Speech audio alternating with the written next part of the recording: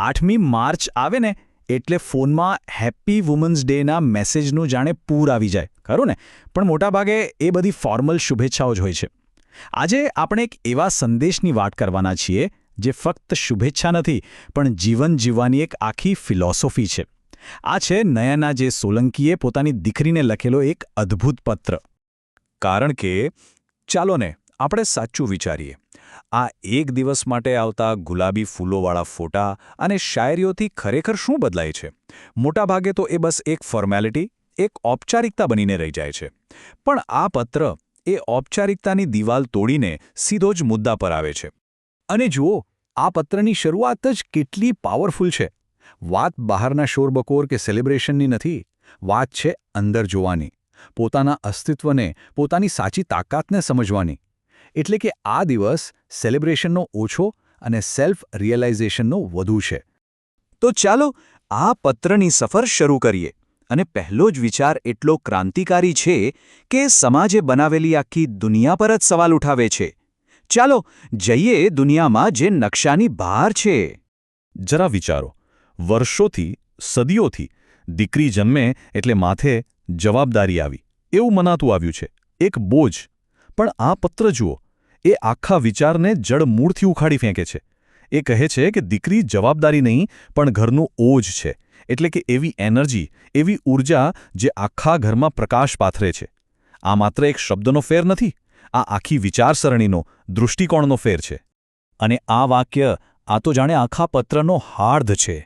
નકશા પર તમે દેશની સરહદો દોરી શકો, પણ શું કોઈની આવડતને, કોઈની પ્રતિભાની ઉડાનને કોઈ લીટીમાં બાંધી શકાય? ના, ક્યારેય નહીં. એ તો પવન જેવી છે, એને કોઈ નકશો રોકી જ ન શકે. તો પછી આ સામાજિક નકશો છે શું?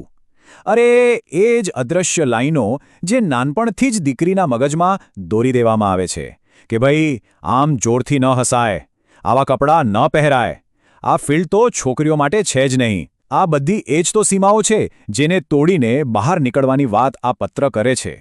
અને કેવી અદ્ભુત રીતે આ પત્ર સાવ સામાન્ય શબ્દોને એક નવો, શક્તિશાળી અર્થ આપે છે. જ્યારે કોઈ સ્ત્રી પોતાનો મત રજૂ કરે ત્યારે સમાજ એને ઘોંઘાટ કહી દે છે. પણ આ પત્ર કહે છે કે ઘોંઘાટ નથી, એ તો પરિવર્તનની શરૂઆત છે. કોઈ સ્ત્રીનું સ્મિત માત્ર શણગાર નથી, એ તો એના આત્મવિશ્વાસનું પ્રતિબિંબ છે. પણ સવાલ એ છે કે આ બધા નકશાઓ અને સીમાઓ તોડવા કઈ રીતે?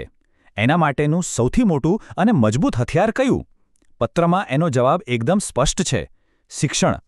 અહીં લેખિકા એક એવી શાશ્વત વાત કહે છે જે ક્યારેય ખોટી ન પડી શકે.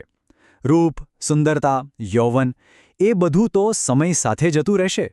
પણ જ્ઞાન, તમારી આવડત, એ એવી મૂડી છે જે આખી જિંદગી સાથે રહેવાની છે. એને કોઈ ચોરી ન શકે, કોઈ છીનવી ન શકે. પણ અહીંયા એક બહુ જ અગત્યનો અને કદાચ થોડો કડવો સવાલ પણ ઉઠાવ્યો છે. આપણા સમાજમાં ઘણીવાર છોકરીઓને ભણાવવાનો હેતુ શું હોય છે કે સારો છોકરો મળે, સારું ઘર મળે.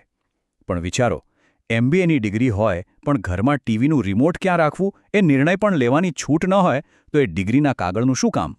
અને આનો એક જ જવાબ છે: આર્થિક સ્વાવલંબન. શિક્ષણનો અસલી મતલબ માત્ર ડિગ્રી નથી, પણ પોતાના પગ પર ઊભા રહેવાની તાકાત છે. જ્યારે કોઈ સ્ત્રી પોતાના પૈસા જાતે કમાય છે ત્યારે તેને પોતાના વિચારો રાખવાની અને પોતાના નિર્ણયો લેવાની હિંમત આપોઆપ મળી જાય છે. ઓકે, તો આર્થિક આઝાદી તમને બહારની દુનિયા સામે લડવા માટે તૈયાર કરે છે, પણ અંદરની લડાઈ, એના માટે તો એક જુદા જ પ્રકારની હિંમત જોઈએ. અને એ છે ના કહેવાની હિંમત. આ 3 શબ્દો, લોકો શું કહેશે, આ આપણા સમાજને લાગેલો સૌથી મોટો રોગ છે, ખરું ને? આ એક જ દર ન જાણે કેટલાય સપનાઓને, કેટલી પ્રતિભાઓને શરૂ થતાં પહેલાં જ મારી નાખે છે. આ બહારના દુશ્મન કરતાં પણ મોટો અંદર બેઠેલો દુશ્મન છે. આ ડરથી બચવા માટે પત્રમાં એક બહુ જ સુંદર કલ્પના વપરાઈ છે. સ્ત્રીનું જીવન એક સુંદર બગીચો છે, પણ જો એ સુંદર બગીચાની ફરતે કોઈ મજબૂત દરવાજો જ ન હોય તો ગમે તે આવીને એના ફૂલોને કચડી જાય, એની સુંદરતાને બરબાદ કરી નાખે. અને આ દરવાજો એ બીજું કંઈ નથી પણ ના કહેવાની હિંમત છે. એ આપણો સ્વાભિમાન છે.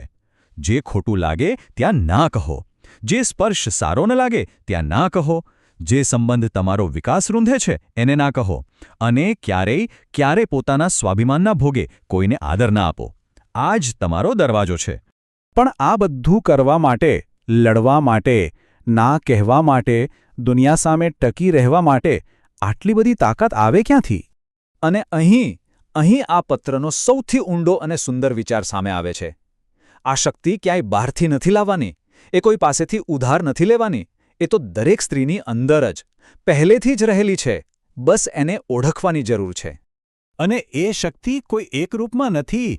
એમાં દુર્ગાની પૌરાણિક શક્તિ છે, જે અન્યાય સામે લડે છે. એમાં ઝાંસીની રાણી લક્ષ્મીબાઈનું ઐતિહાસિક શૌર્ય છે, જે ક્યારેય ઝૂકતી નથી. અને એમાં કલ્પના ચાવલા જેવી આધુનિક આકાંક્ષા છે, જે આકાશને આંબવા માંગે છે. આ બધું જ દરેક સ્ત્રીની અંદર છે. અને જ્યારે આ બધી અંદરની શક્તિઓ જાગે છે, ત્યારે આ સફર એના સૌથી છેલ્લા અને સૌથી અગત્યના મુકામ પર પહોંચે છે. અને એ છે પોતાની ઓળખ બનાવવી. કારણ કે મોટે ભાગે સમાજ સ્ત્રીને કેવી રીતે ઓળખે છે? કોઈની દીકરી, કોઈની પત્ની, કોઈકની માતા. આ બધા સંબંધો ખૂબ જ સુંદર અને પવિત્ર છે, એમાં કોઈ શંકા નથી. પણ શું કોઈ સ્ત્રીની ઓળખ બસ આટલી જ છે?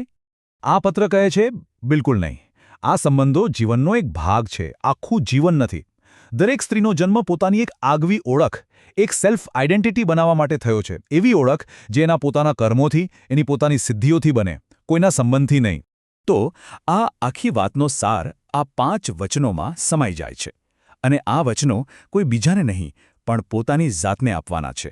હું લડીશ, હું ભણીશ, હું પડીશ તો ફરી ઊભી રહીશ, હું જીતીશ, અને સૌથી અગત્યનું, હું મારી ઓળખ મારી જાતે બનાવીશ. તો અંતે આ પત્ર માત્ર અમુક શબ્દો નથી, પણ એક પડકાર છે, એક આમંત્રણ છે. એ આપણને પૂછે છે કે જો સમાજે દોરેલી સીમાઓ માત્ર કાગળના નકશા જેવી જ હોય, તો પછી આપણે જૂના ફાટેલા નકશાને શા માટે વળગી રહ્યા છીએ? તો સવાલ એ છે કે આવતીકાલથી આપણે સૌ આપણા જીવનનો કયો નવો સીમાઓ વગરનો નકશો દોરવાના છીએ?